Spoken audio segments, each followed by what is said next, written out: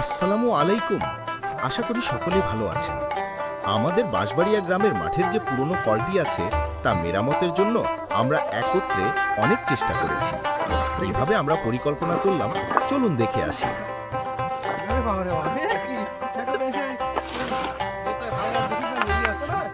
আমরা সকলে মিলে রাতে ইটের ভাটাতে গেছিলাম। সেখান থেকে ইট নিয়ে এসে সবাই মিলে আবার ইট গোলা গুছিয়ে রাখছি।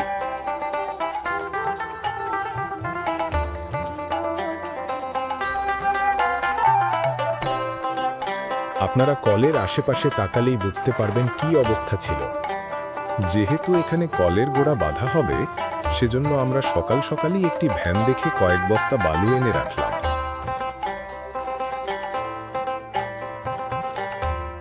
পরের দিন বিকেলে কাজের জন্য মিস্ত্রি এসেছে। শুরু হয়েছে কলের গোড়া বাঁধায়ের প্রস্তুতি। চলুন দেখে আসি সেই কাজের মুহূর্তগুলো।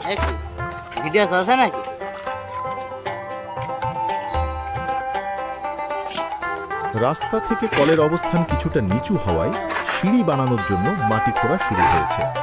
কাজ চলছে দৃঢ়তার সঙ্গে, যেন পথ সহজ হয়। এবং এই সিঁড়ি বানানো নিয়ে অনেকের অনেক কথা। প্রতিটা গ্রামেই একটি করে বুদ্ধিজীবী থাকেই, তাদের কাজই অন্যের কাজে নাক গলানো।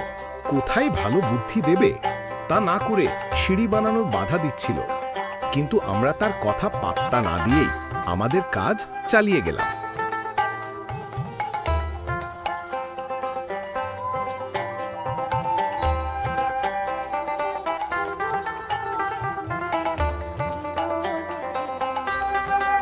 সুন্দর করে ইটগুলো সাজিয়ে নেওয়া হচ্ছে এবং মাপ নেওয়া হচ্ছে যেন কোথাও বাঁকা না হয়ে যায়।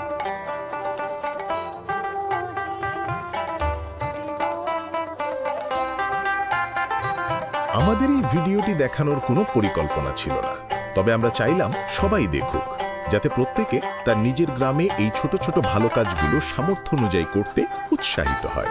সবার সম্মিলিত প্রচেষ্টায় গ্রামের উন্নতি সম্ভব। আসুন সবাই মিলে ভিডিওটা দেখে আমাদের গ্রামীণ উন্নয়নের গল্প শুনি। আরেকটি কথা না বললেই না, এখানে আমাদের গ্রামের আঞ্চলিক ভাষা ব্যবহার করা হয়েছে। কোনো ভাষা যদি কারো কাছে খারাপ লেগে থাকে, কেউ কিছু মনে করবেন না।